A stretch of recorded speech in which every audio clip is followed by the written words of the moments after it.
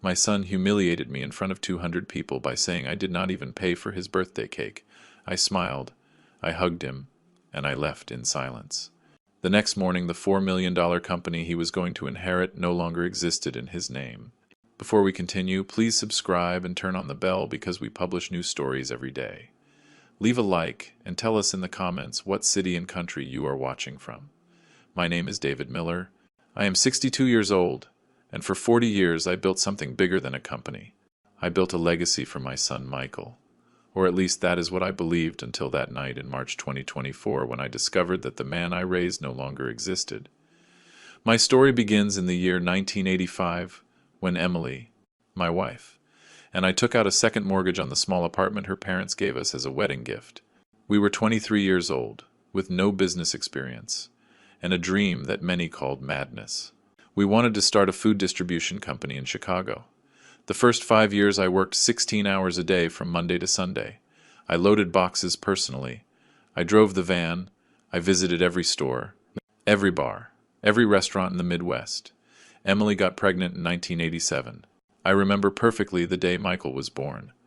The 22nd of April, 1988. He weighed 7 pounds. He had his mother's dark eyes and a powerful scream that filled the entire room at City General Hospital. I held my son in my arms. I felt his little heart beating against my chest, and I made him a silent promise. He would never go through the hardships I went through. He would have everything I did not have. He would study in good private schools. He would wear new clothes. He would see the ocean. He would have a dignified life. And I kept that promise. Every single day for 35 years I kept it without ever complaining. Michael grew up seeing his father leave before dawn and return when he was already asleep. But weekends were sacred for us. We went to Wrigley Field to watch the Cubs. We walked along the lakefront collecting rocks. We played in Grant Park.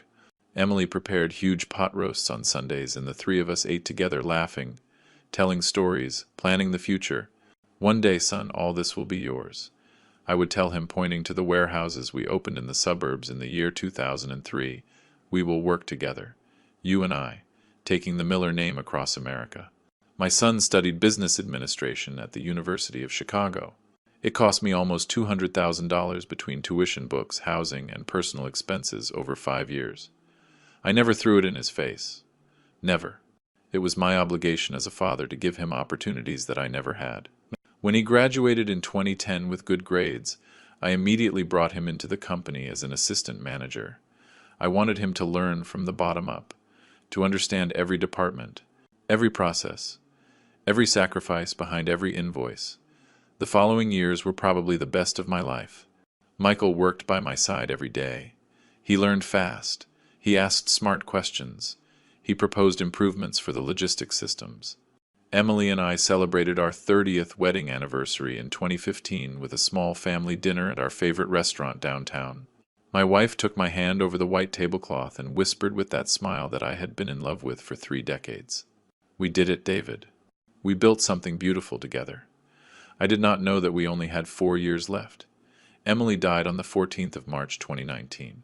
Pancreatic cancer. Diagnosed in October of the previous year. Too late. It advanced too fast. From the diagnosis to her last breath, only 5 months passed. 5 months of aggressive chemotherapy. Hospitals that smelled of fear and disinfectant. Medical hopes that vanished every week. Michael was present during those dark months. He visited his mother 3 times a week. He brought her favorite red carnations. He sat by her bed holding her hand for hours while I worked 12 hours a day to pay for experimental treatments that the oncologists already knew were useless. The morning Emily died, Michael and I were next to her in room 207. My wife opened her eyes for the last time. She looked at both of us with that deep gaze that held all her love and smiled weakly. Take care of each other. Those were her last words, barely a whisper. Then she simply stopped breathing. 32 years of marriage ended in that cold room smelling of medicine and withered flowers.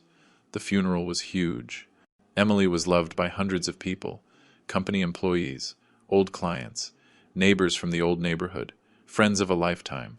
Michael spoke beautiful words about his mother, about the strong woman who raised him with infinite love, about the exemplary marriage he witnessed for 35 years. He cried, hugging me in front of everyone. I also cried without shame. At that moment, holding him against my chest while he trembled with grief, I thought that at least we had each other, that the shared pain would keep us united as Emily would have wanted. The first months after losing Emily were absolutely devastating. The house felt like an empty mausoleum, without her contagious laugh, without her warm presence filling every corner. I kept setting 2 plates at the dining table out of pure habit and then brutally remembering that I would eat alone again. Michael came every Sunday religiously during that first year. We ate together in heavy silence. We shared memories of Emily. We looked through old photo albums. Sometimes we cried, hugging each other. Sometimes we smiled, remembering her jokes. They were hard moments, but necessary to heal together. But in October 2021, exactly 2 years and a half after the funeral, Michael met someone. The first weeks were normal. Michael kept coming on Sundays, but now he spoke mainly about Jessica. He told me about their dates, their plans, their conversations until late at night. I listened patiently while I prepared the Sunday roast, Emily's favorite dish that I continued cooking every Sunday by tradition. "Dad, I think she is special," he confessed one afternoon in November, while we drank coffee on the porch. "I want you to meet her soon." I met her formally in December 2021 during a dinner at my house. Jessica arrived dressed elegantly with a bouquet of expensive flowers and impeccable manners. She spoke well. She smiled at the right moments. She asked polite questions about the company, but there was something in her eyes that did not quite convince me. A coldness behind the courtesy. A constant évaluation. She looked at the paintings, the furniture, the porcelain dishes that Emily collected, as if appraising every object. Michael was captivated, hanging on her every word, transformed into someone anxious to impress her. During dinner, Jessica casually mentioned her family. "My father, Robert Turner, owns textile companies in New York and Boston. He exports to Europe since 30 years ago." The way she said it with that subtle but unmistakable pride made me understand something. She was establishing hierarchies, comparing. Michael felt enthusiastic. "Mr. Turner is incredible, Dad. He manages 4 companies simultaneously. He travels constantly to Europe." I smiled politely, but discomfort settled in my stomach. January 2022 brought the first canceled Sunday. Michael called Saturday night. "Dad, sorry, but Jessica and I are going to spend the weekend in the Hamptons. Her cousins organized a family reunion." Understandable. Normal. "Do not worry, son. Have fun." I hung up the phone and looked at the dining table where I had already prepared ingredients to cook our traditional Sunday meal. I put everything away in silence. February. 3 Sundays canceled out of 4. "Dad, we have a commitment with Jessica's parents. Dad Robert invited us to his beach house in Florida." "Dad, I am exhausted. I need to rest this weekend." Every excuse arrived by text message, never calls, short answers, empty emojis. I always responded the same. "It is okay, son. See you when you can." But the truth is that every Sunday I sat alone at that big table looking at the empty chair where Emily used to sit, and now also the empty chair where Michael used to laugh telling stories. I ate in silence, listening only to the noise of the fork against the ceramic plate. The house resonated with echoes of past conversations, of laughter that no longer existed. March 2022. Michael formally announced his engagement to Jessica during a dinner at the Turner's house to which I was invited. Robert Turner turned out to be exactly what I imagined.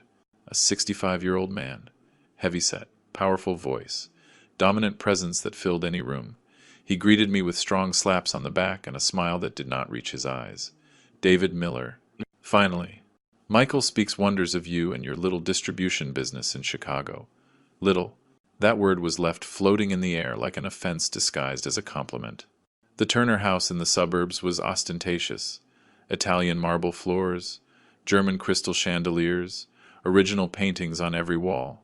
During dinner, Robert monopolized every conversation, talking about his international contracts, his contacts in Paris, his diversified investments. Michael listened fascinated, nodding at every sentence, laughing exaggeratedly at every mediocre joke. I remained silent, observing how my son made himself small in front of that man trying desperately to win his approval. "Michael tells me he works in your family business," Robert commented, pouring himself more expensive wine. "How nice to maintain traditions, although the modern business world demands globalized vision." Disruptive strategies. Jessica smiled at her father with adoration. Michael nodded vigorously. Exactly, Mr. Turner. I have been suggesting to Dad to modernize some processes. He looked at me seeking validation. I felt a strange pang in my chest. April, May, June 2022. Family Sundays disappeared completely. Michael spent every weekend with the Turners. When I tried to call him, he answered hurriedly. Dad, I am busy, I will call you later. He never called later. Our conversations were reduced to brief exchanges about work matters. In the office, he was professional, efficient, distant. The affectionate son who hugged me spontaneously had been replaced by a polite employee. I started eating dinner alone permanently. I bought takeout because cooking for one made no sense. I sat in front of the television without paying real attention, simply needing noise to fill the overwhelming silence. The photographs of Emily on the mantelpiece seemed to look at me with sadness. Forgive me, I whispered sometimes. I do not know what I am doing wrong with our son. July 2022 brought a disturbing revelation. Michael arrived at my office accompanied by Robert without prior notice. Dad, Mr. Turner wants to see our facilities, to see how we operate. They spent 2 hours touring the warehouses, while Robert asked pointed questions about volumes, margins, suppliers, contracts, questions too specific for simple curiosity. Michael answered everything enthusiastically, revealing confidential information without thinking twice. October, November, December. The year 2022 ended with a Christmas dinner at the Turner's house where I was invited as a mere formality. Michael spent the entire evening glued to Robert discussing expansion strategies. Emerging markets, merger opportunities. Jessica hung from my son's arm, showing off a huge engagement ring. They had gotten engaged in November without Michael consulting me, or informing me in advance, or including me in the moment. I found out through a photo on social media that a cousin showed me. Congratulations, son, I told him over the phone that night. Thanks, Dad, he answered hurriedly before hanging up, saying he had guests. The year 2023 witnessed the definitive distancing. Michael married Jessica in April. A luxurious wedding at a country club with 300 guests where I occupied a side seat far from the main table. Robert gave an emotional speech about his new son, about the bright future that awaits them together. I was not invited to speak. I applauded politely. I smiled for the obligatory photos and drove back to the city alone, crying on the highway while remembering the boy I held in the hospital 35 years ago. The following months were a fog of loneliness. Michael visited the office. He worked efficiently but avoided personal conversations. Jessica never came to see my house. She never showed interest in her husband's family. Sundays became eternal days where I wandered through empty rooms, speaking to photographs of Emily apologizing for failing our son. And then came March 2024. On March 10th, I received a digital invitation via email. Birthday celebration of Michael Miller. Saturday, March 16th, 8 p.m. The Grand Ballroom. Formal, cold, impersonal, like inviting a distant acquaintance. I called Michael immediately. Son, are you going to celebrate your birthday? I did not know anything. There was an awkward silence. Jessica organized everything, Dad. It is something big. Obviously, you are invited. Something big. Obviously. Words that sounded hollow. Do you need help with the costs? I offered genuinely. I can help with the hall, the food, whatever you need. Michael let out a brief laugh. Strange. Do not worry. It is all covered. Just come and enjoy. He hung up quickly. I stood there holding the phone, feeling a dark premonition running down my back. On Saturday, March 16th, I dressed carefully. A gray suit that Emily had given me years ago. Navy blue tie. Polished shoes. I drove to the Grand Ballroom downtown. It was an exclusive place normally reserved for high-level corporate events. The parking lot was full of luxury vehicles. Mercedes, Audis, BMWs. I swallowed hard. I entered the hall and stood paralyzed. There were easily 200 people. Ostentatious decoration with gigantic floral arrangements. Professional lighting. Open bar with uniformed waiters. Tables covered with white linen tablecloths. Elaborate centerpieces. A huge screen projected photographs of Michael in a loop. Live music played by a jazz quartet. This had cost a fortune. Tens of thousands of dollars minimum. I looked for Michael. I found him surrounded by guests I recognized immediately. Robert's business partners, businessmen from New York, colleagues from the textile world. Very few familiar faces from my circle. Michael wore a very expensive Italian suit. He laughed loudly. He toasted with glasses of French champagne. Jessica shone by his side with a designer dress and dazzling jewelry. I approached slowly. "Happy birthday, son." Michael turned around. He saw me. His expression changed barely perceptibly. "Dad, you made it. Thanks for coming." A mechanical hug.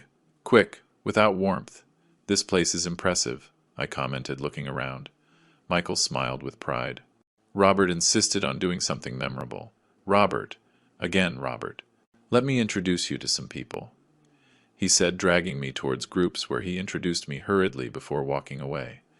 I spent 2 hours alone holding a glass of wine without drinking, observing my son shine among strangers. Nobody really spoke to me. I was the invisible father, the irrelevant old man in the corner.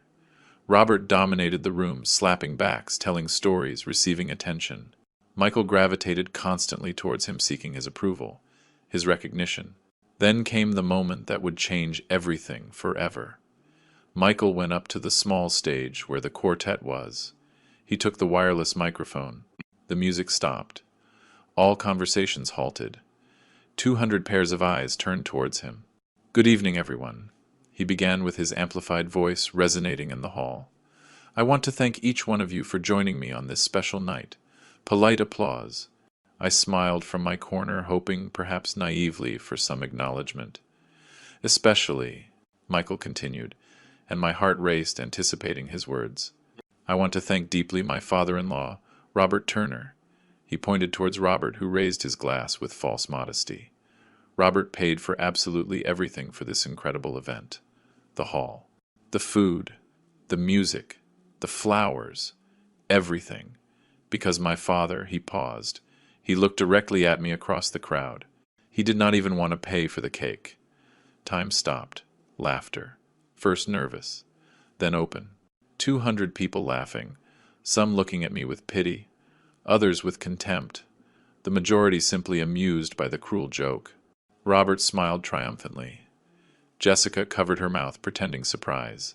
Michael kept holding the microphone, waiting for more reactions, enjoying his moment. For a few eternal seconds I could not move. My legs weighed tons. The air in the room became dense, unbreathable. I felt heat rising up my neck, burning in my cheeks. Tears threatened to flow, but something inside me, some vestige of ancient pride, refused to allow it. Not here, not in front of these people. I would not give that additional pleasure to Robert, who watched me with a victorious smile from his center table. So I did the only thing my battered dignity allowed me. I smiled. It was a forced smile, probably crooked, but a smile nonetheless. I left my glass on the nearest table with a trembling hand. I walked towards the stage, crossing the sea of guests who moved aside as if I were contagious. Every step required monumental effort. I walked up the steps. I approached Michael, who still held the microphone, looking satisfied. I hugged him. It was a cold hug, mechanical, lacking all affection. My arms surrounded his back rigidly while he reciprocated with superficial pats. "Happy birthday, son," I whispered close to his ear, low enough so only he could hear. My voice came out more broken than planned. Michael tensed slightly, perhaps detecting something in my tone, but he said nothing. I separated quickly. I turned towards the crowd. I maintained that forced smile a few seconds more. I nodded briefly as if accepting the joke, and I walked down from the stage. The music resumed almost immediately. Conversations resumed their course. I was irrelevant again. The moment of amusement had passed. I walked towards the exit without looking back, without saying goodbye, without seeking explanations. I crossed the luxurious lobby with legs that barely responded. I handed the ticket to the valet parking with trembling hands. I waited 5 endless minutes under the artificial lights of the building while my 2015 Ford sedan was brought around. A modest car compared to the luxury German vehicles surrounding the parking lot. I got into the car. I closed the door. I started the engine. I drove towards the exit slowly, professionally. I turned left, joining the night traffic of Chicago. It was 11:15 at night, Saturday. The city glowed with youthful life. Groups of young people laughed on the sidewalks. Couples walked holding hands. The world continued normally while mine crumbled. I drove aimlessly. I passed through downtown. I crossed the bridge over the river. I took empty avenues towards the outskirts. My hands gripped the steering wheel with painful force. I was breathing heavily. The knot in my throat grew unbearable. Finally, on a dark residential street, I stopped. I turned off the engine. Absolute silence. Only the distant sound of some television on in a nearby house. I looked forward, seeing nothing really, lost in the void. And then I broke completely. I cried, like I had not cried since Emily's funeral. Deep sobs. Violent, heartbreaking shakes that racked my whole body. I hit the steering wheel with helplessness. I screamed inside the closed car. 40 years of work, sacrifices, unconditional love, reduced to a cruel joke in front of 200 strangers. My son chose to humiliate me publicly, to win the approval of a man who openly manipulated him. Tears fogged my glasses. I took them off. I left them on the passenger seat. I covered my face with both hands. I thought of Emily. "Forgive me," I whispered towards the roof of the vehicle. "I failed our son. I did not know how to protect him. I did not know how to teach him what really matters." I felt her absence as an open wound again. 5 years without her, and it still hurt like the first day. I remained like that I do not know how long. Maybe 20 minutes. Maybe an hour. Eventually the tears ran out. The crying gave way to ragged breathing. Then to long sighs. Finally to a hollow silence. I wiped my face with the sleeve of my jacket. I put my glasses back on. I looked at my reflection in the rearview mirror. A 62-year-old man. Red eyes, gaunt face, devastated expression, but something had changed in those minutes of absolute pain. A cold clarity emerged from the center of my chest. A decision crystallizing. I was not going to keep living like this. I would not beg for my son's affection anymore. I would not plead for crumbs of attention. I would not accept humiliation after humiliation, hoping that one day Michael would remember who sacrificed everything for him. Emily would have wanted me to take care of myself, to respect myself, and that is what I would do. I started the engine again. I looked at the dashboard clock, 12:37 in the morning. I took my phone. I had 3 missed calls from Michael, probably worried about appearances, not about me, really. I ignored the notifications. Instead of answering, I looked for a specific contact in my agenda. Sarah Evans, lawyer specializing in commercial law and estates. She had worked with me years ago on the legal restructuring of the company. A brilliant woman, meticulous, discreet. I sent her a text message. "Sarah, I need to meet urgently on Monday. Confidential and delicate matter. Available first hour?" The answer arrived surprisingly fast for being midnight on a Saturday. "Good morning, David." "Sure, 8 in the morning at my office. Is everything okay?" "Soon everything will be okay," I replied. "Thanks." I finally drove home. The apartment where Emily and I lived for 30 years. Where we raised Michael. Where we shared thousands of meals, conversations, laughter, dreams. Now empty, except for memories and photographs. I entered without turning on lights. I went straight to my study. I turned on the desk lamp.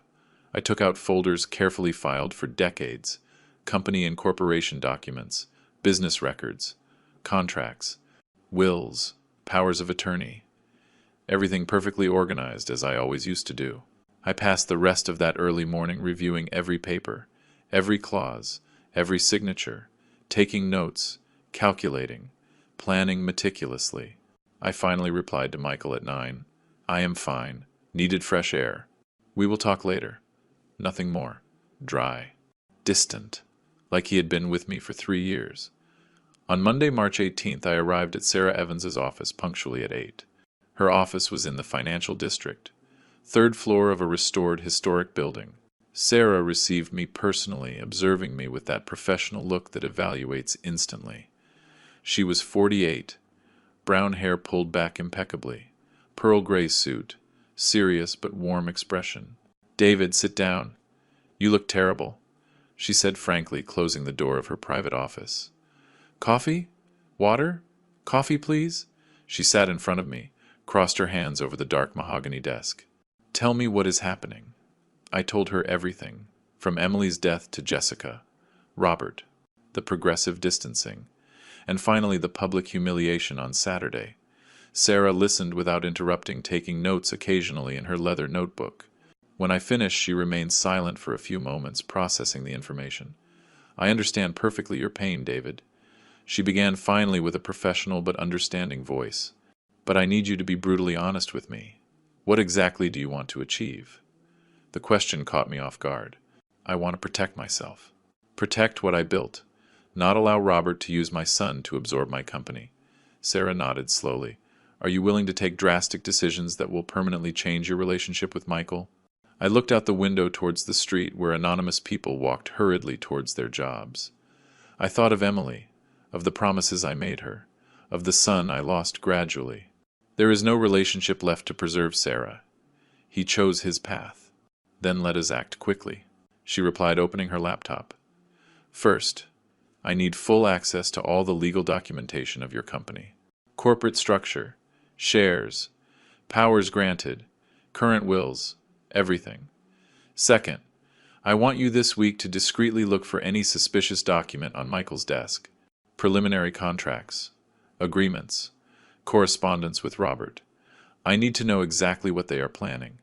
I left that meeting with renewed purpose. Sarah had awakened something in me.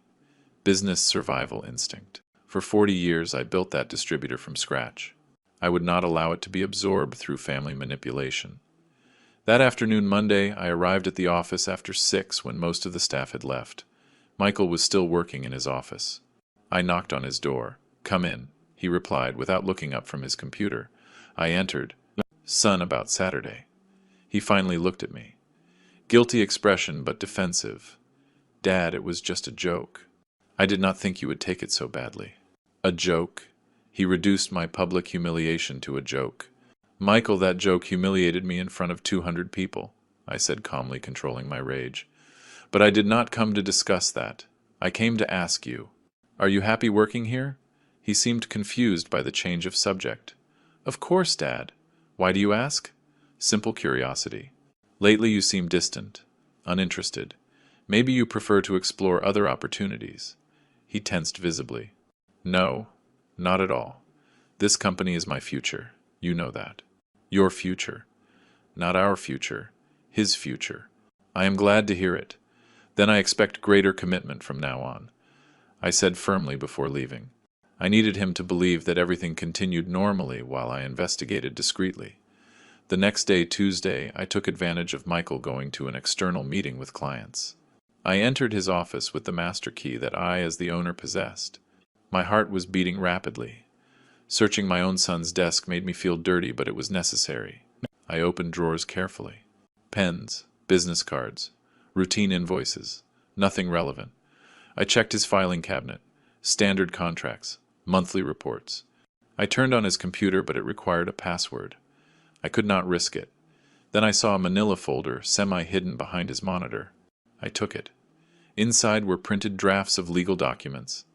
The titles froze my blood. Business Merger Proposal Miller-Turner, Post-Integration Financial Projection, Consolidated Administrative Structure. I read quickly, photographing every page with my cell phone. The plan was simple but devastating. Robert proposed acquiring my company through what they called a friendly merger, taking advantage of my advanced age and natural desire to retire. Michael would be named regional director with a fixed salary but without real power. Robert would absorb clients, contracts, employees. The Miller brand would disappear completely. There were printed emails exchanged between Michael and Robert since January 2024. 2 months of planning behind my back. Your father is old school. He needs renewal, Robert wrote. Let me handle the transition smoothly, Michael responded. I trust you, Robert. Dad will understand it is for the best. I felt physical nausea reading those words. My son conspired actively against me for months. I photographed everything meticulously. I returned the folder exactly where it was. I cleaned any trace of my presence.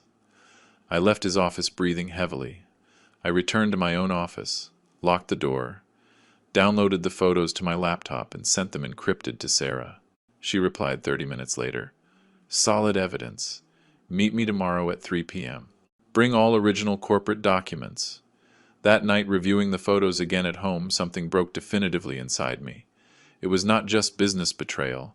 It was deep filial betrayal. Michael consciously chose to deceive me, manipulate me, prepare me for a forced retirement disguised as a friendly transition. While I included him in every important decision for years, he conspired to hand over my legacy to Robert. Sarah reviewed every paper meticulously for 40 minutes without uttering a word. Finally, she looked up.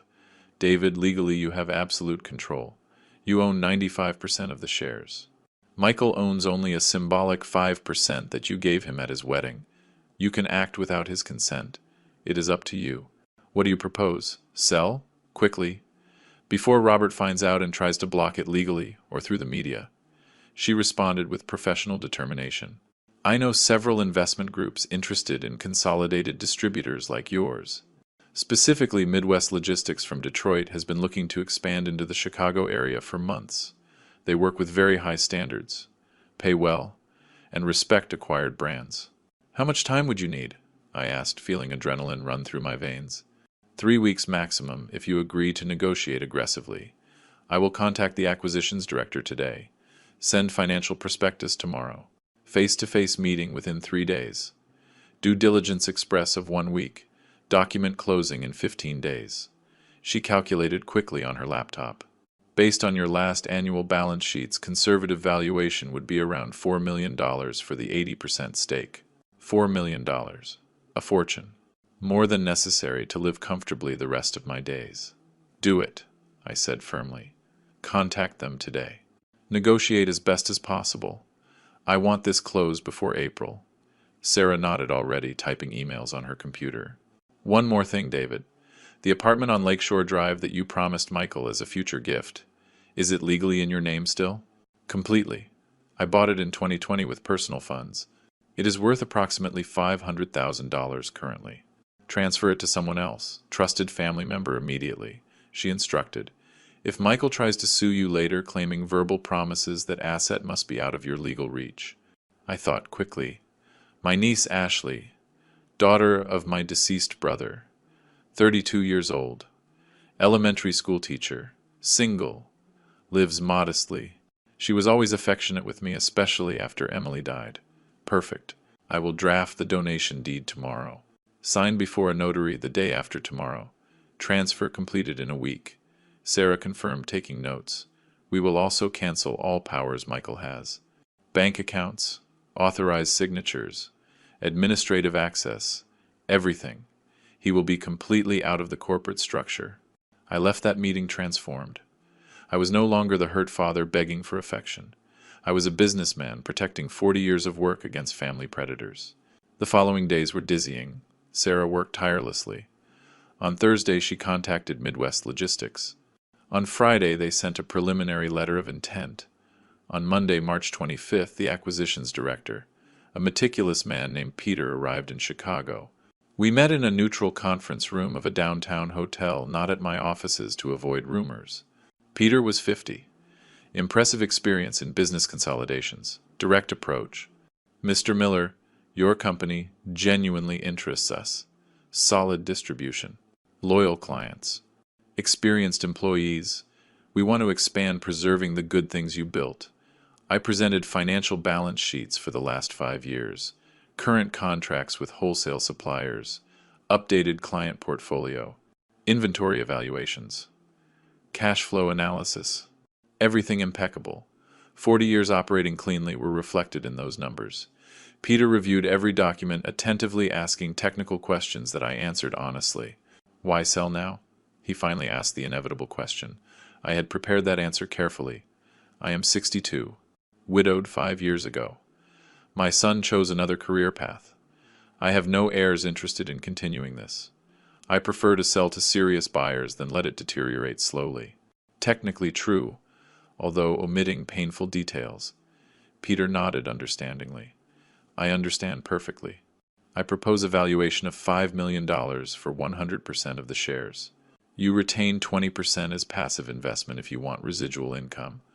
Or we sell 80% for $4 million payable completely at closing. I looked at Sarah, who nodded almost imperceptibly. 80%.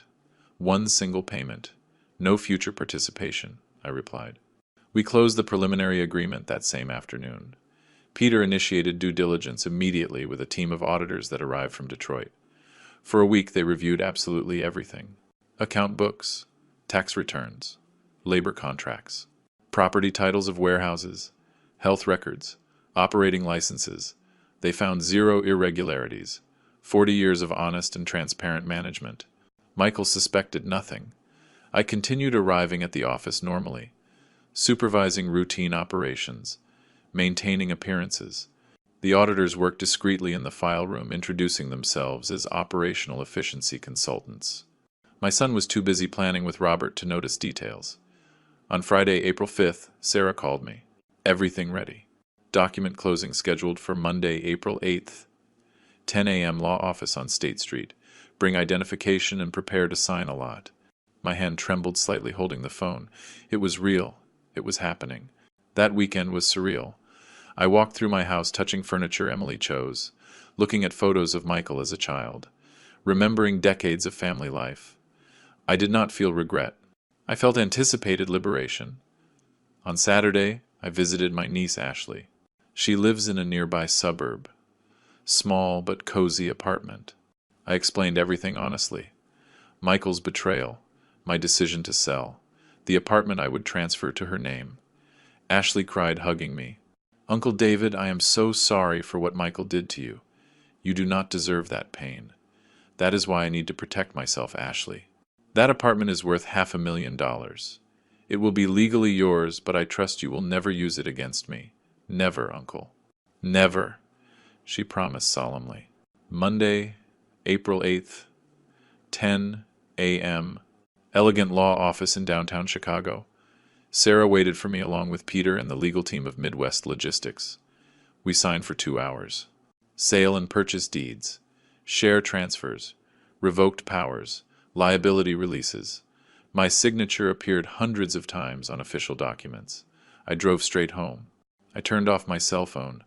I needed silence before the inevitable storm. Meanwhile, as I learned later from loyal employees, Michael arrived at the office at approximately 2:30 in the afternoon. He found the parking lot full of unknown vehicles.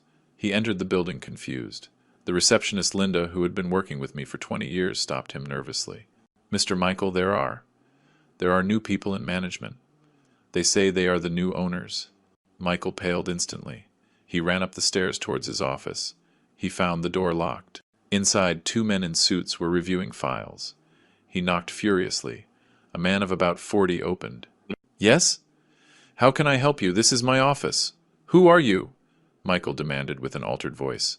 We are representatives of Midwest Logistics, new majority owners as of today. You are Michael Miller, the owner's son. The man consulted a digital tablet. Michael Miller. Here it is. Operations manager until today. Your employment contract has been terminated effective immediately. You have until 5 p.m. to collect personal belongings. Security will accompany you. Michael recoiled as if he had received a physical blow. This is impossible. My father would not do this. You must be mistaken. He ran towards my office on the 3rd floor. The door was also locked. He knocked desperately. Nobody answered. He went down looking for Linda. Where is my father? Linda had tears in her eyes. I do not know, Mr. Michael. I only know that this morning these gentlemen arrived with official documents saying they bought the company. Mr. David has not come today. Michael took out his phone, trembling. He dialed my number. Voicemail. Dad, answer. Please. What is going on? He dialed again. Voicemail again. Voicemail. During the next 4 hours, he called 29 times exactly. He left increasingly desperate messages that I listened to days later. Message 1, 2:40 p.m. Dad, there are people saying you sold the company. Tell me it is a mistake. Message 5, 3:10 p.m. Dad, answer. This cannot be happening. You sold without telling me anything? Message 12, 4:05 p.m. Dad, please, I need to talk to you. I am scared. Call me. Message 2:2, 5:30 p.m. Dad, forgive me. Forgive me for Saturday. Forgive me for everything. But do not do this to me. I am your son. Message 29. 6:40 p.m. I do not know what to say anymore. Just call me when you can. But I did not call. Not that night. Michael, desperate, contacted Robert. They met at a coffee shop near the offices at 7 in the evening. As a waiter I knew told me later, Robert arrived visibly furious. How did you let this happen? He shouted at him as soon as they sat down. I do not know. Dad never mentioned anything. There were never signs, Michael replied with a broken voice. Signs? You humiliated your father publicly and you did not even have the decency to watch him afterwards. Robert spat with contempt. That old man played us masterfully. He sold while we were planning the merger. Now we have nothing. 3 months of work lost. Michael tried to defend himself. Robert, can we talk to him? Convince him to reverse it? Do not be naive. That sale is closed legally. Your father is not stupid. He hired good lawyers. Robert stood up abruptly. I thought you were smarter, Michael. I thought you knew how to handle your father. I was wrong about you. He left $20 on the table and left the cafe without looking back. Michael remained sitting alone, holding his head with both hands. When he arrived home that night, Jessica was waiting for him. She had heard rumors. The business world is small. News travels fast. Is it true? She asked with an icy voice as soon as Michael entered. Your father sold the company you were going to inherit. Michael nodded miserably. He sold 80%. I have no job anymore. There is no future inheritance. The silence that followed was crushing. Jessica walked towards the window looking at the night city. My father invested a lot of time in you thinking you had a solid business future. Expenses on that ridiculous party to impress contacts. Introductions to important partners. And it turns out your father is smarter than all of us together. She turned, looking at him with calculated coldness. What do you have now, Michael? What do you offer me? I have savings. I will look for another job. I am an experienced manager. He tried to defend himself weakly. Jessica let out a bitter laugh. Manager who just got fired by the new owners. That reputation will follow you. Everyone will know you lost the family business for being an idiot. Her words were knives. I need time to think about what to do with this marriage, she added finally before locking herself in the bedroom. Michael spent that night on the living room sofa, looking at the ceiling, replaying every wrong decision. The public humiliation on Saturday, the canceled Sundays, the secret conversations with Robert, the merger plans made behind his father's back. Everything led him to this devastating moment. On Tuesday, April 9th, he tried to locate me physically. He went to my house. He knocked on the door for 20 minutes. I did not open. I was inside listening to him, but without moving. Dad, I know you are there. Your car is in the garage. Please open. We need to talk. He shouted from the hallway. Neighbors started looking. Eventually he gave up. He went to the law office seeking information. The lawyers could not reveal details due to professional confidentiality, but confirmed that the transaction was legal and irreversible. Michael left there completely destroyed. On Wednesday, he discovered another devastation. He received official notification. The apartment on Lakeshore Drive that I had verbally promised him for years now legally belonged to Ashley. Transfer registered on April 3rd, 5 days before the business sale. Everything meticulously planned. $500,000 in real estate. Evaporated. The future financial security he took for granted. Non-existent. Michael called Ashley furious. She answered, crying. Michael, your father explained everything to me. What you did to him. How you betrayed him. That apartment is legally mine now, and I will never give it to you. She hung up, blocking his number. I had made that decision on the night of Monday, April 8th, after signing at the notary. I arrived home, packed 2 suitcases with essential clothes, some books, photographs of Emily. I left furniture, appliances, material memories. I just wanted to escape Chicago and its painful ghosts. I needed physical and emotional distance. I chose Santa Barbara, California for practical and sentimental reasons. Emily and I had spent our honeymoon there in 1983.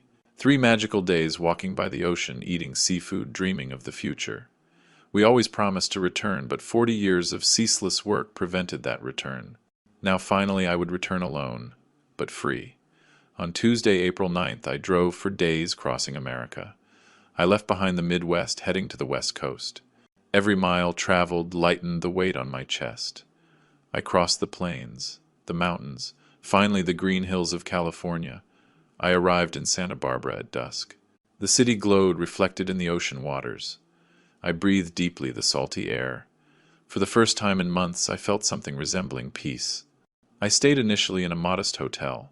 For 2 weeks, I looked for permanent housing. I found a perfect apartment, second floor, 2 bedrooms, balcony with partial ocean view, $3,000 monthly rent. I signed a 1-year lease immediately. I bought basic furniture. I turned that anonymous space into a temporary home. The first weeks were strange. Waking up without work obligations after 40 years generated vertigo. I walked through the city for hours aimlessly. I walked along the pier. I sat on benches, watching the ocean, reading novels. I never had time to enjoy simply existing without pressures. Gradually, I established new routines. I ate breakfast at home quietly. Coffee, toast. After that, I walked to the historic downtown, Spanish colonial buildings, plazas full of life.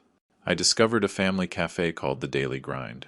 It was a tiny place, barely 6 tables, run by an older couple, Tom and Mary, who had been serving perfect coffees for 30 years. I became a regular customer. I arrived every morning at 10. I ordered coffee with milk and a croissant. I read the local newspaper for an hour. The owners began to greet me by name after the first week. It was in that cafe exactly on May 1st where I met Linda. She arrived that sunny spring morning looking for a table. The cafe was unusually full. Tom pointed to me. "Share a table with David. He is a good man. He does not bother anyone." Linda hesitated momentarily. Then she smiled tiredly. "Thanks. If the gentleman does not mind." I looked up from my newspaper. "Not at all. Go ahead, please." She sat in front of me. A woman of approximately 58 years, brown hair with natural gray streaks tied in a simple ponytail. No makeup. Deep and sad honey-colored eyes. She wore comfortable clothes, jeans, navy blue sweater, sneakers. She carried a worn book under her arm, 100 Years of Solitude by Garcia Marquez. We ordered our coffees in silence. She took out the book. I returned to my newspaper. 20 minutes passed without exchanging a word. We mutually respected our spaces. Then she sighed audibly, closed her book frustrated. "I have been trying to finish this chapter for 3 months. My mind wanders constantly." She said it more to herself than to me, but I responded instinctively. The same thing happened to me after becoming a widower. Reading became impossible for months. Linda looked at me surprised then, with immediate understanding. "Also widowed," she said softly. It was not a question, it was recognition. 5 years ago, I confirmed. 4 for me, she replied. We looked at each other for seconds that seemed to stretch out. 2 strangers connected instantly by shared loss. "David Miller." I introduced myself, extending my hand. "Linda Johnson." She shook my hand firmly. Her touch was warm, real. "Are you from here?" she asked. "No. Chicago. I arrived 3 weeks ago looking for, I don't know, fresh air." She smiled understandingly. "I am from here. Retired elementary school teacher. Well, retired early after my husband James died. Heart attack in July 2020. 59 years old. Perfectly healthy. He went out for a run one morning and simply collapsed." Her voice breaking slightly. I told her about Emily. The cancer. The 5 agonizing months. "At least I could say goodbye," I said. "You did not have that chance." "I do not know what is worse," she replied. "Saying goodbye, watching them suffer, or losing them without warning." We also talked about children. Linda had 2, a son, engineer living in Seattle with his own family, and a daughter, doctor working in Los Angeles. "Good kids," she said. "They call weekly, visit occasionally, but they have busy lives. I do not blame them." I noticed melancholy in her words. I told her vaguely about Michael, omitting painful details. In mid-May, Linda invited me to hike in the hills. "I need exercise and company.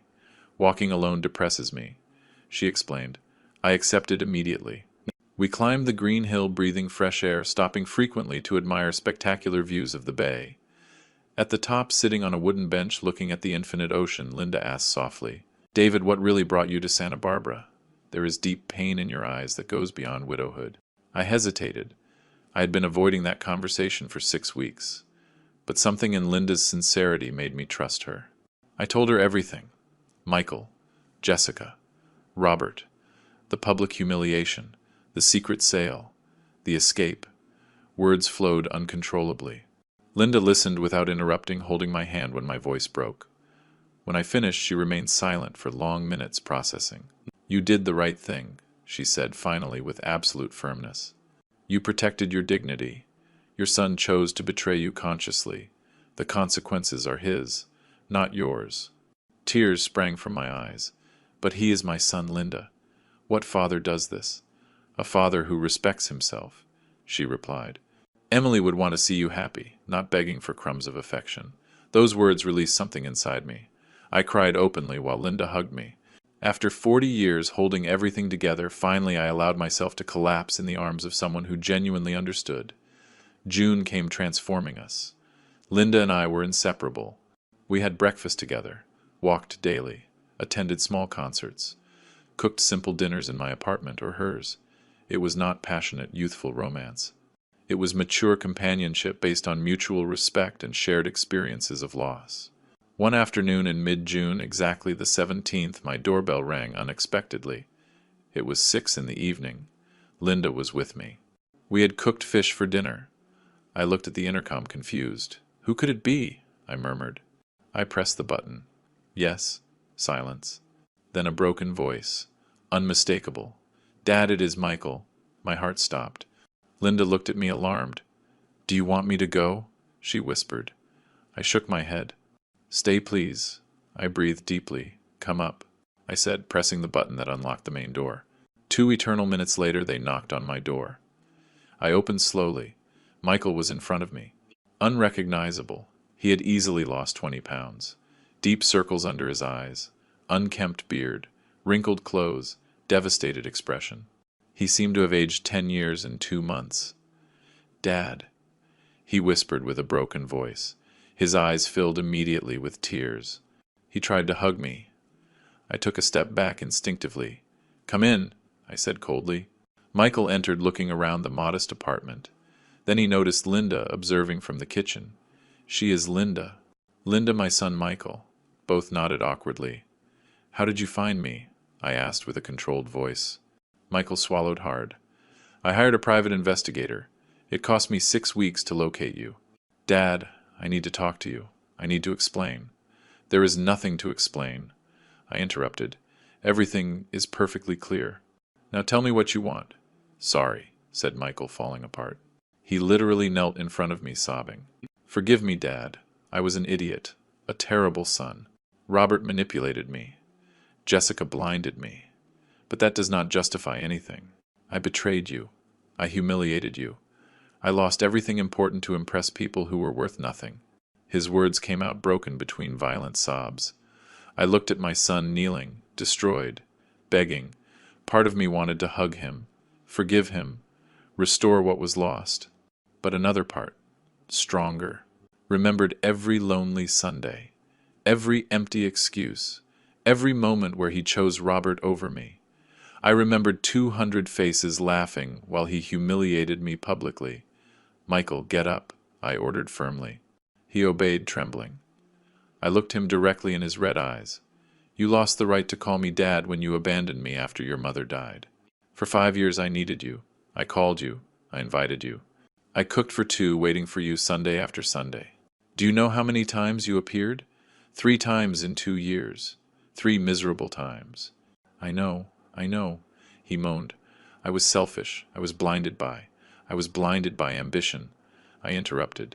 "You chose to impress Robert while I ate alone every damn weekend looking at your mother's empty chair. Now you come here seeking what exactly? Forgiveness? Money? Restoration of inheritance?" "I just want you back," he cried. "I lost everything, Dad. The company, the apartment. Jessica left me 3 weeks ago. Robert does not speak to me.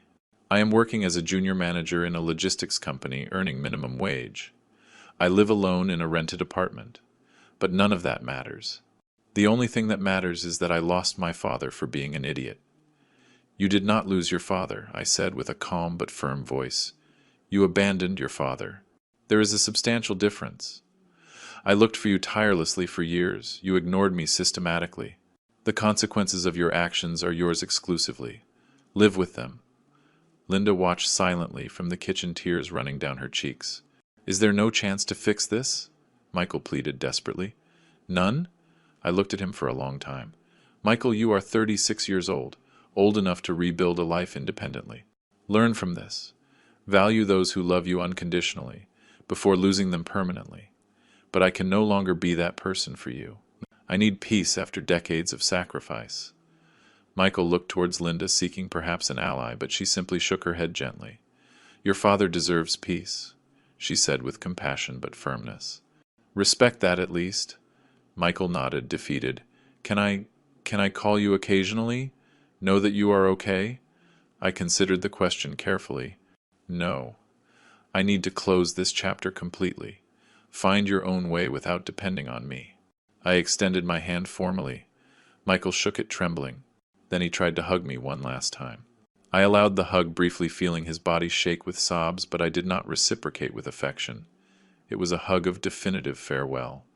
Take care, Michael, I said, separating myself. That is all I can offer you. My son left the apartment walking like an old man. Linda closed the door behind him. She hugged me immediately while I processed the encounter. You did the right thing, she whispered. It was incredibly difficult, but right. I nodded against her shoulder, allowing myself to feel the sharp pain of that definitive closure. That night, I did not sleep well. Images of Michael as a child laughing on the beach, celebrating birthdays, graduating college, contrasted cruelly with the destroyed man I had just said goodbye to. Part of me questioned if I had been too hard, but I also remembered every broken promise, every ignored Sunday, every choice where Robert mattered more than me. Linda stayed with me that night, simply holding my hand in silence. Her presence was healing balm. In the morning, while we drank coffee watching the sunrise from my balcony, she told me, David, you spent decades building for others. Now build something for yourself. She was right. 62 years old, and finally free of crushing obligations.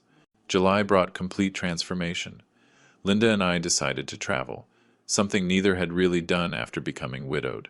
We rented a small car and toured the coast for 2 weeks. We visited tiny fishing villages, ate fresh seafood in family restaurants, walked deserted beaches, talked for hours about everything and nothing. It was not cinematic romance. It was something better. Genuine companionship between two mature souls who perfectly understood the value of simplicity. One afternoon, sharing a bottle of wine, watching the ocean, Linda took my hand. Thanks for letting me join you in this, she said softly. Thanks for reminding me that I can still be happy. I kissed her forehead. Thanks for appearing exactly when I needed to believe in human connections again. August. We returned to Santa Barbara renewed. We established a shared routine but respecting individual spaces. Linda spent 3 nights a week in my apartment. I spent 2 in hers. We cooked together, read simultaneously in comfortable silence, attended local cultural events.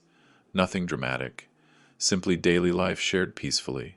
Meanwhile, in Chicago, as I learned later from my niece Ashley, who maintained limited contact with Michael, my son, faced brutal reality. Jessica had filed for divorce formally in July. The division of assets turned out devastating for Michael. The apartment they shared, bought mostly with a bank loan under both names, had to be sold. After paying the remaining mortgage, barely $20,000 remained to divide. $10,000 each. Michael looked for cheap housing. He rented a small studio in a working-class neighborhood far from downtown for cheap. His salary barely covered rent, basic services, food. Nothing was left for luxuries he took for granted previously. Robert Turner, according to what Ashley told me, publicly discredited Michael in business circles. The guy turned out incompetent. He did not know how to handle even his own family inheritance. Robert commented in meetings. That damaged reputation followed Michael. Companies where he applied for better positions checked references, spoke with Robert, and rejected applications immediately. Michael was trapped in a mediocre job without real possibilities of promotion. His boss, general manager of a logistics company, treated him condescendingly. Miller, I thought you came from a successful business family. What happened? he joked cruelly in front of colleagues. Michael endured daily humiliations out of absolute economic necessity. September 2024. Linda and I celebrated 6 months of knowing each other. We dined at an elegant restaurant on the hill with spectacular views of the illuminated bay. David, these months with you have been medicine for my soul, Linda confessed, holding a glass of wine. I thought I would die alone and bitter. You showed me that there is still beauty possible. I took her hand over the table. You saved my sanity, Linda. I arrived here shattered. You helped me remember who I am beyond a failed father. That night, walking along the pier under stars, Linda asked, "Do you ever think about Michael?" Honestly, I replied, daily, but no longer with sharp pain. Rather with melancholy for what could have been and will never be. I made peace with that loss.